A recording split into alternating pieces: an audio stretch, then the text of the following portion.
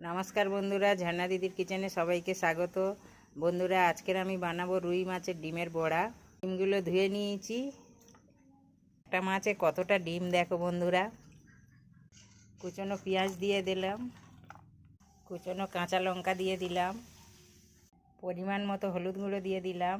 কাঁচা লঙ্কা দিয়েছি তাই অল্প পরিমাণে শুকনো লঙ্কার গুঁড়ো দিয়ে দিলাম। 2 চামচের মতো বেসন দিয়ে দিলাম।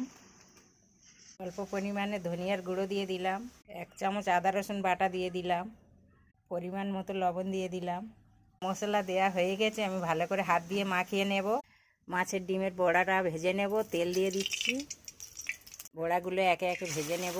দেখো বন্ধুরা, বড়াগুলো লাল লাল করে ভেজে নিয়েছি। দেখো বন্ধুরা, রুই মাছের ডিমের বড়া রেডি। গরম ভাতের সঙ্গে খুব সুন্দর লাগবে খেতে। না, আমি